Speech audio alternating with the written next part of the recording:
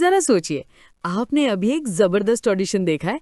Candidate ने हर सवाल का परफेक्ट जवाब दिया, लाजवाब स्टोरी सुनाई, हर इंटरव्यूअर को चार्म कर लिया और रूम में बैठे सबको ये कहने पर मजबूर कर दिया कि वाओ, ये तो बहुत इम्प्रेसिव था। फिर 6 महीने बाद जब आपने उन्हें हायर कर लिया तो आपको पता चलता है असल में वो जॉब कर ही नहीं पाते। वो चमकते हुए स्टोरीज एग्जैजरेटेड थी, वो कॉन्फिडेंस सिर्फ परफॉर्मेंस था।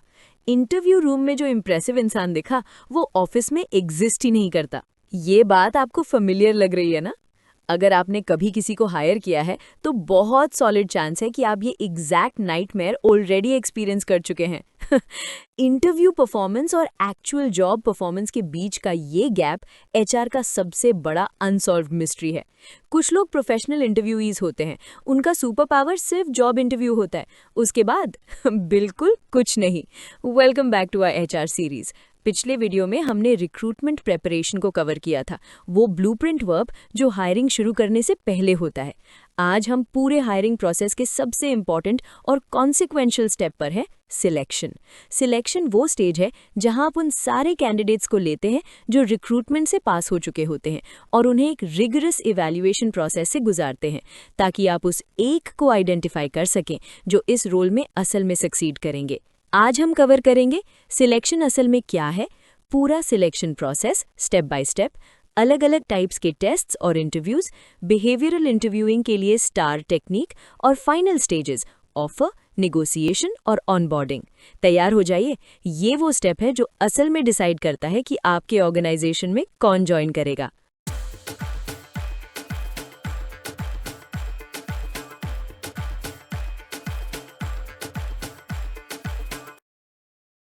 चलिए, सबसे पहले डेफिनेशन को क्लियरली समझ लेते हैं। सिलेक्शन वो प्रोसेस है जिसमें आप रिक्रूटमेंट से आए कैंडिडेट पूल को इवैल्यूएट करते हैं और फाइनल डिसीजन लेते हैं कि किसको हायर करना है, यानी उस व्यक्ति को चुनना जो पर्सन स्पेसिफिकेशन और कॉम्पिटेंसी फ्रेमवर्क में डिफाइन किए गए रिक्वायरमेंट्स को सबसे अच्छे से मीट करता हो। अब ये बात बहुत इंपॉर्टेंट है, सिलेक्शन असल में रिक्रूटमेंट के बिल्कुल ऑपोजिट पर्पस से किया जाता है। रिक्रूटमेंट एक पॉजिटिव प्रोसेस है, आप कैंडिडेट्स को अट्रैक्ट करते हैं और उनकी संख्या बढ़ाने की कोशिश करते हैं, जबकि सिलेक्शन एक नेगेटिव प्रोसेस है, आप कैंडिडेट्स को इवैल्यूएट करते हैं और एलिमिनेट करते जाते हैं जब तक सबसे बेस्ट फिट ना मिल जाए। इसे ऐसे समझिए जैसे इंडियन प्रीमियर लीग का ऑक्शन हो। रिक्रूटमेंट वो स्टेज है जहां हर फ्रेंचाइज को चेकबुक लेकर टेबल पर बिठा दिया जाता है और सिलेक्शन वो स्टेज है जहां हर फ्रेंचाइज डिसाइड करता है कि कौन से स्पेसिफिक प्लेयर्स के लिए बिड करना है और कितना पैसा देना है। इंडियन प्रीमियर लीग ऑक्शन में हर टीम बिडिंग से पहले बहुत गहरा एनालिसिस करती है, परफॉर्मेंस का data, fitness, pitch suitability, team balance, सब कुछ। फिर भी कभी कभी टीम्स 15 करोड़ में ऐसे प्लेयर को ले आती है जो फील्ड पर कुछ खास कंट्रीब्यूट नहीं कर पाते। मतलब बैड सिलेक्शन हर जगह होता है। डेटा होने के बावजूद भी ये बात आपको बता देती है कि अच्छी सिलेक्शन करना जेन्युइनली कितना डिफिकल्ट है। सिलेक्शन हमेशा होना चाहिए सिस्टमैटिक, यानी एक डिफाइंड प्रोसेस के साथ, ऑब्जेक्टिव यानी इंप्रेशंस की बजाय सॉलिड एविडेंस पर बेस्ड, कंसिस्टेंट यानी सारे कैंडिडेट्स को सेम क्राइटेरिया से इवैल्यूएट किया जाए, और लीगली डिफेंसिबल यानी प्रॉपर्ली डॉक्यूमेंटेड और किसी भी अनलॉफुल डिस्क्रिमिनेशन से मुक्त। Real example Unilever. ये मैं पहले भी बता चुकी हूँ। यूनिलीवर ने पोस्ट कोविड अपने ग्रेजुएट सिलेक्शन प्रोसेस को पूरा रीडिजाइन कर दिया। उन्होंने preliminary face to face interviews की जगह AI powered video screening, gamified assessments और डिजिटल डिस्कवरी सेंटर्स शुरू किए। नतीजा ये हुआ कि उन्होंने पहले से 3 गुना ज्यादा कैंडिडेट्स को प्रोसेस किया, और वो भी आधे टाइम में। साथ ही सिलेक्टेड ग्रेजुएट्स में डाइवर्सिटी और उनकी फर्स्ट ईयर परफॉर्मेंस में भी मेजरेबल इंप्रूवमेंट आया। सिलेक्शन कोई सिंगल इवेंट नहीं है, ये एक स्ट्रक्चर्ड प्रोसेस है जिसमें कई स्टेजेस होते हैं। हर स्टेज एक फिल्टर की तरह काम करता है जो कैंडिडेट पूल को धीरे धीरे नैरो करता जाता है जब तक आप अपने फाइनल चॉइस तक नहीं पहुंच जाते। ये रहे 7 की स्टेप्स। Step 1, application screening. पहला फिल्टर, सीवीज और एप्लीकेशन फॉर्म्स को पर्सन स्पेसिफिकेशन के इसेंशियल क्राइटेरिया के अगेंस्ट रिव्यू किया जाता है। जो कैंडिडेट्स इसेंशियल क्राइटेरिया को मीट नहीं करते उन्हें स्क्रीन आउट कर दिया जाता है, जो मीट करते हैं उन्हें आगे बढ़ाया जाता है। बड़ी ऑर्गेनाइजेशंस में ये काम अब ज़्यादातर एप्लीकेंट ट्रैकिंग सिस्टम्स या एटीएस से किया जाता है। ये सॉफ्टवेयर सीवीज को कीवर्ड्स, क्वालिफिकेशंस और एक्सपीरियंस मार्कर्स के हिसाब से स्कैन करता है, उससे पहले कि किसी इंसान की नज़र उस पर पड़े। एटीएस कीवर्ड फिल्टरिंग की वजह से ही सीवी को एटीएस के लिए ऑप्टिमाइज करना पूरा इंडस्ट्री बन गया है। आयरनी ये है कि कुछ सच में ब्रिलियंट कैंडिडेट्स फिल्टर आउट हो जाते हैं क्योंकि उनका सीवी एग्जैक्ट कीवर्ड्स नहीं यूज कर रहा था जो एटीएस ढूंढ रहा था, जबकि मीडियोकर कैंडिडेट्स जो सीवी कीवर्ड्स गूगल करके आए आराम से निकल गए। टेक्नोलॉजी कभी-कभी बहुत वंडरफुल भी होती है और टेरेबल भी। स्टेप 2, प्रिलिमिनरी इंटरव्यू या स्क्रीनिंग कॉल। ये एक छोटी सी पहली बातचीत होती है, आमतौर पर 15 से 30 मिनट की, जो एचआर कंडक्ट करता है। इसमें गहरा इवैल्यूएशन नहीं बल्कि बेसिक वेरिफिकेशन होती है। क्या ये व्यक्ति कम्युनिकेट कर सकता है? क्या वो रोल को समझ रहा है? क्या कोई ऑब्वियस मिसमैच तो नहीं है? ये स्क्रीनिंग हर किसी का टाइम बचाती है। कोई मतलब नहीं है कैंडिडेट को 4 घंटे के असेसमेंट सेंटर में बुलाने का, अगर 20 मिनट की कॉल में ही पता चल जाए कि वो आपके बजट से डबल सैलरी एक्सपेक्ट कर रहे हैं। Step 3, employment tests and assessments. Role के हिसाब से कैंडिडेट्स एक या उससे ज़्यादा ऑब्जेक्टिव असेसमेंट्स कंप्लीट करते हैं, जैसे aptitude tests, technical assessments, psychometric tests, situational judgement tests या work sample exercises.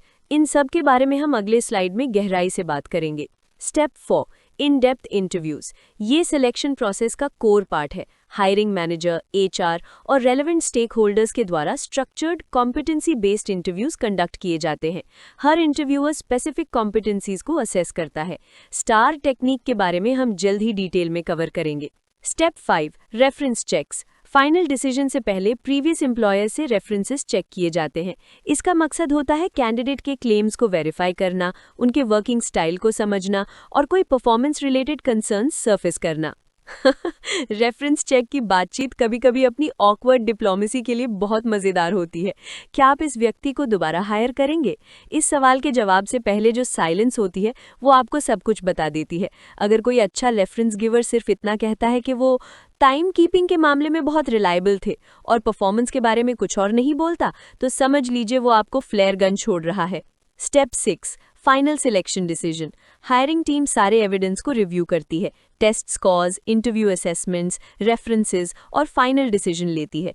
Competency based selection में हर इंटरव्यूअर डिफाइंड क्राइटेरिया के अगेंस्ट स्कोर करता है। स्कोर्स को एग्रीगेट किया जाता है, डिस्कशन की जाती है और फाइनल रैंकिंग बनाई जाती है। ये स्टेप एविडेंस बेस्ड होना चाहिए, गट फील पर नहीं। मुझे तो वो बहुत पसंद आए। कोई सिलेक्शन क्राइटेरिया नहीं है। उन्होंने स्पेसिफिक और वेरीफाइबल एग्जाम्पल्स के साथ strong stakeholder management behaviours दिखाए। ये है असली criteria. Step 7, job offer and onboarding. Successful candidate को ऑफर दिया जाता है। एक्सेप्ट करने के बाद ऑनबोर्डिंग प्रोसेस शुरू हो जाता है, जिसके बारे में हमने अपने रिक्रूटमेंट लाइफ साइकिल वीडियो में डिटेल में कवर किया था। रियल एग्जाम्पल, गूगल का सिलेक्शन प्रोसेस लेजेंडरी है और सच में बहुत एक्सट्रीम भी। कुछ रोल्स में 4 से 6 interview rounds, coding challenges, case studies और कमिटी रिव्यू तक होती है, उसके बाद ही हायर अप्रूव होता है। उनके अपने रिसर्च प्रोजेक्ट ऑक्सीजन और उसके आगे ने दिखाया कि जब ये रिगर सही से अप्लाई किया जाए तो ये फ्यूचर परफॉर्मेंस को बहुत अच्छे से प्रिडिक्ट करता है और अट्रिशन को कम करता है। अब चलिए बात करते हैं उन असेसमेंट टूल्स के बारे में जो एचआर के पास होते हैं, जैसे पूरा आर्सेनल। सिलेक्शन टेस्ट्स का मकसद ये होता है कि आपको कैंडिडेट के बारे में ऑब्जेक्टिव डेटा मिले, ताकि आपको सिर्फ इस सब्जेक्टिव सवाल पर डिपेंड ना करना पड़े कि इंटरव्यू में मुझे वो पसंद आए या नहीं। नंबर 1, इंटेलिजेंस या एप्टीट्यूड टेस्ट्स। ये टेस्ट्स जनरल कॉग्निटिव एबिलिटी को मेजर करते हैं, जैसे verbal reasoning, numerical reasoning, abstract reasoning और लॉजिकल थिंकिंग। ये टेस्ट्स लर्निंग स्पीड और प्रॉब्लम सॉल्विंग एबिलिटी के बहुत स्ट्रॉन्ग प्रिडिक्टर्स माने जाते हैं। रियल एग्जाम्पल, इन्फोसिस और विप्रो कैंपस सिलेक्शन। दोनों कंपनीज अपने कैंपस सिलेक्शन प्रोसेस में न्यूमेरिकल और वर्बल एप्टीट्यूड टेस्ट्स को पहला फिल्टर बनाती हैं। हजारों कॉलेजेस से लाखों कैंडिडेट्स को स्क्रीन करने के लिए ये टेस्ट्स यूज किए जाते हैं।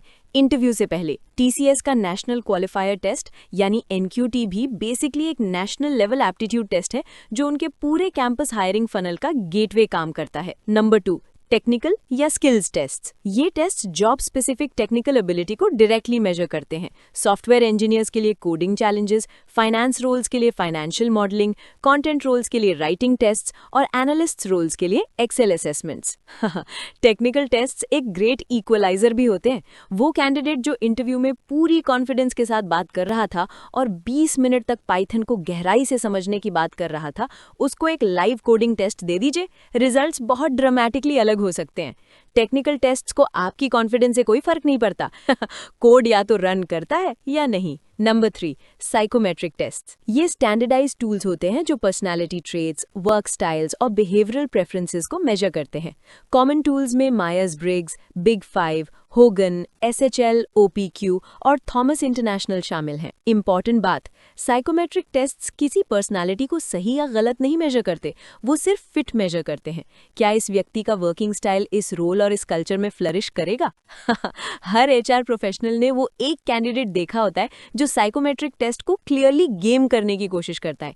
एक डेटा एंट्री रोल के लिए भी हर लीडरशिप क्वेश्चन में मैक्सिमम असर्टिवनेस चूज करता है। नतीजा, पर्सनालिटी प्रोफाइल इतना एक्सट्रीम बन जाता है कि लगता है जैसे उन्होंने कोई और टेस्ट ही सॉल्व कर दिया हो। इसी वजह से आजकल ज्यादातर साइकोमेट्रिक टूल्स में लाई डिटेक्शन स्केल्स भी होते हैं। Number 4, situational judgement test. इनमें कैंडिडेट्स को रियलिस्टिक वर्कप्लेस सिनेरियोज दिए जाते हैं और पूछा जाता है कि वो उस सिचुएशन में कैसे रिस्पॉन्ड करेंगे। ये जजमेंट, वैल्यूज अलाइनमेंट और कॉन्टेक्स्ट में डिसीजन मेकिंग असेस करने के लिए बहुत अच्छा है। मैनेजमेंट ट्रेनी और ग्रेजुएट प्रोग्राम्स में इसका बहुत ज्यादा इस्तेमाल होता है। रियल एग्जाम्पल, HUL के ग्रेजुएट सिलेक्शन। HUL अपने ग्रेजुएट सिलेक्शन प्रोसेस में SJTs को यूज करता है। कैंडिडेट्स को रियलिस्टिक बिजनेस सिचुएशंस दिए जाते हैं और अलग अलग रिस्पॉन्स ऑप्शंस में से चुनने को कहा जाता है। ये सिनेरियोज केयरफुली डिजाइन किए जाते हैं ताकि HUL के लीडरशिप फ्रेमवर्क में डिफाइन किए गए एग्जैक्ट कॉम्पिटेंसीज को असेस किया जा सके। नंबर 5, वर्क सैंपल टेस्ट या असेसमेंट सेंटर्स। यहाँ कैंडिडेट्स रोल के representative actual work task complete करते हैं। Presentations, case studies, in basket exercises, group discussions, role plays, ये करंटली अवेलेबल सबसे हाई वैलिडिटी असेसमेंट मेथड है। असेसमेंट सेंटर का मतलब कोई फिजिकल बिल्डिंग नहीं होता। ये स्ट्रक्चर्ड मल्टी एक्सरसाइज इवेंट्स होते हैं जहां मल्टीपल ट्रेन्ड असेसर्स कैंडिडेट्स को कई डिमेंशंस पर एक साथ इवैल्यूएट करते हैं। सीनियर और ग्रेजुएट हायरिंग के लिए बेस्ट प्रैक्टिस माना जाता है। Real example, big 4 consulting assessment centres, Deloitte, EY, PwC और KPMG सब अपने ग्रेजुएट इनटेक के लिए असेसमेंट सेंटर्स चलाते हैं। एक टिपिकल सेंटर पूरा दिन चलता है और इसमें group case study, individual presentation, competency interview, written exercise और पार्टनर कॉफी चैट शामिल होता है। असेसर्स सब कुछ ऑब्जर्व करते हैं और स्कोर करते हैं। आपका लंच टाइम का कॉन्वर्सेशन भी असेसमेंट का हिस्सा होता है। प्रो टिप, सबके साथ जेन्युइनली अच्छा व्यवहार कीजिए। नंबर 6, मेडिकल टेस्ट या बैकग्राउंड चेक्स। जिन रोल्स में फिजिकल रिक्वायरमेंट्स या सेफ्टी इम्प्लीकेशंस होते हैं, उनके लिए प्री एम्प्लॉयमेंट मेडिकल स्क्रीनिंग की जाती है। बैकग्राउंड चेक्स में criminal record verification, employment history, qualification verification और फाइनेंस रोल्स के लिए क्रेडिट चेक्स शामिल हैं। इंडिया में बैकग्राउंड वेरिफिकेशन यानी BGV अब ऑलमोस्ट हर कॉर्पोरेट हायर के लिए स्टैंडर्ड हो गया है। ये काम स्पेशलिस्ट फर्म्स जैसे ऑथ ब्रिज, फर्स्ट एडवांटेज और हायर राइट करती हैं। सब इंटरव्यूज एक जैसे नहीं होते, उनके अलग अलग टाइप्स को जानना और हर एक को कब यूज करना चाहिए, ये एक कोर HR स्किल है। 1, स्ट्रक्चर्ड इंटरव्यूज। हर कैंडिडेट से same pre determined questions same order में पूछे जाते हैं। उनके जवाबों को प्री डिफाइंड रूब्रिक के अगेंस्ट स्कोर किया जाता है। इससे मैक्सिमम कंसिस्टेंसी, मैक्सिमम ऑब्जेक्टिविटी और मैक्सिमम लीगल डिफेंसिबिलिटी मिलती है। स्टडीज में ये साबित हो चुका है कि स्ट्रक्चर्ड इंटरव्यूज जॉब परफॉर्मेंस को प्रिडिक्ट करने में अनस्ट्रक्चर्ड इंटरव्यूज से काफ़ी ज़्यादा बेहतर होते हैं। फिर भी बहुत से हायरिंग मैनेजर्स इन्हें रेजिस्ट करते हैं क्योंकि उन्हें लगता है ये रिजिड होते हैं। असल में रिजिडिटी ही इसकी स्ट्रेंथ है। 2, अनस्ट्रक्चर्ड इंटरव्यूज। ये फ्री फ्लोइंग कॉन्वर्सेशन होती है जिसमें कोई फिक्स्ड क्वेश्चंस नहीं होते। इंटरव्यूअर अपने इंस्टिंक्ट्स के हिसाब से बात आगे बढ़ाता है। नतीजा, क्वालिटी बहुत वेरिएबल होती है, बायस का खतरा ज्यादा होता है और प्रिडिक्टिव वैलिडिटी बहुत कम होती है। अनस्ट्रक्चर्ड इंटरव्यूज असल में ये होता है कि चलिए 1 घंटा बात करके देखते हैं कि मुझे ये व्यक्ति पर्सनली पसंद आता है या नहीं। प्रॉब्लम ये है कि हम अक्सर उन लोगों को ज्यादा पसंद करते हैं जो हम जैसे होते हैं। इसलिए बिना स्ट्रक्चर के इंटरव्यू पैनल्स अनजाने में अपने जैसा टीम बना लेते हैं और बाद में सोचते हैं कि डाइवर्सिटी क्यों नहीं आ रही और नए आइडियाज क्यों नहीं आ रहे। 3. बिहेवियरल या कॉम्पिटेंसी बेस्ड इंटरव्यूज। ये मॉडर्न इंटरव्यूइंग का गोल्ड स्टैंडर्ड है। इसके पीछे प्रिंसिपल ये है कि पास्ट बिहेवियर फ्यूचर बिहेवियर का सबसे अच्छा प्रिडिक्टर होता है। सवाल ऐसे डिजाइन किए जाते हैं जो स्टार टेक्निक के थ्रू कॉम्पिटेंसी बेस्ड बिहेवियर्स का स्पेसिफिक एविडेंस निकाले। मिसाल के तौर पर, आप मुझे एक ऐसा टाइम बताइए जब आपको किसी डिफिकल्ट स्टेक होल्डर को अपना पोजीशन बदलने के लिए कन्विंस करना पड़ा था। आपने क्या अप्रोच अपनाया और उसका क्या आउटकम आया। ये एक बिहेवियरल क्वेश्चन है जो इन्फ्लुएंसिंग एंड परसुएडिंग कॉम्पिटेंसी को टेस्ट करता है। 4. Panel interviews. इसमें मल्टीपल इंटरव्यूअर्स एक साथ कैंडिडेट को असेस करते हैं। इससे इंडिविजुअल बायस कम होता है, अलग अलग स्टेक होल्डर्स कैंडिडेट को अपने एंगल से देख पाते हैं और ये सीक्वेंशियल इंडिविजुअल इंटरव्यू से ज़्यादा एफिशिएंट भी होता है। पैनल इंटरव्यूज सच में बहुत इंटिमिडेटिंग होते हैं। 3 लोग आपको घूर रहे होते हैं, एक लिख रहा होता है, एक मुस्कुरा रहा होता है और एक सिर्फ देख रहा होता है। कैंडिडेट्स के लिए प्रो टिप, सिर्फ सीनियर पर्सन से नहीं, तीनों से आई कांटेक्ट मेंटेन कीजिए।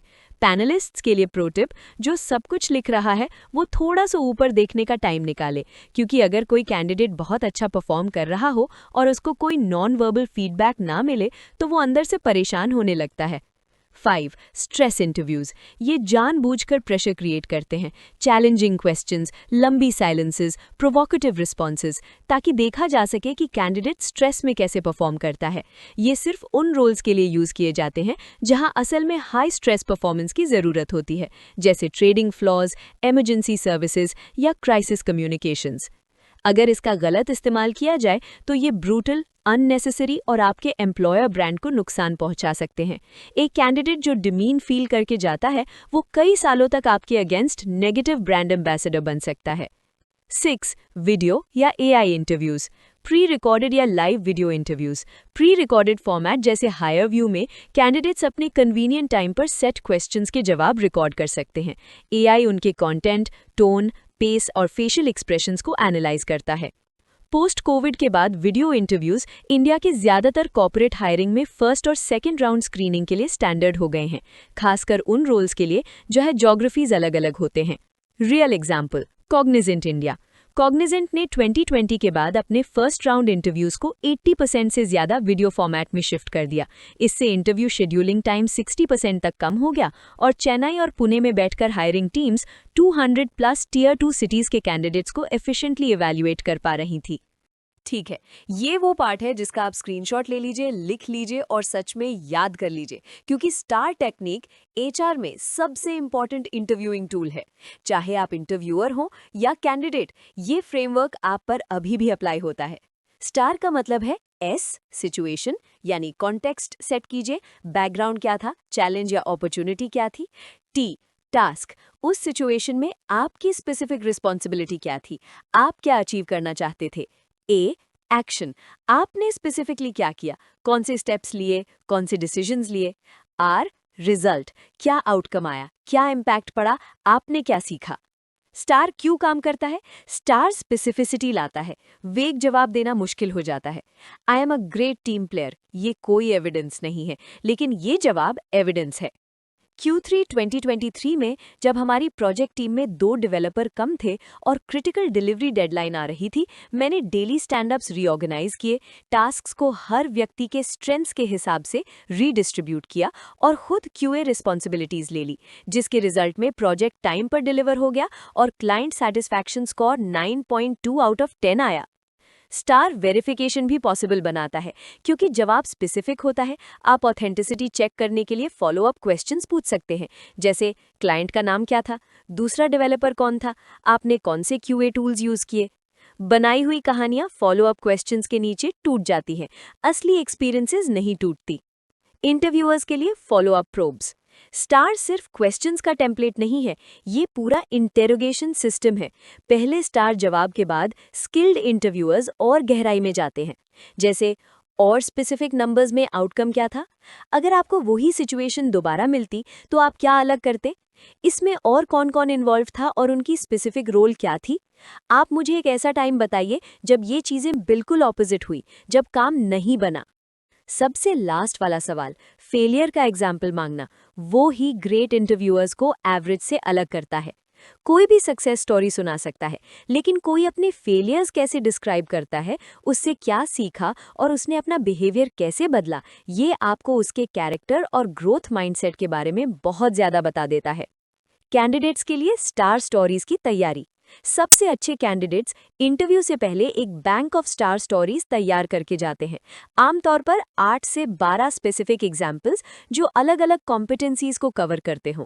Leadership, problem solving, stakeholder management, failure से डील करना, इनोवेशन और कॉन्फ्लिक्ट रेजोल्यूशन।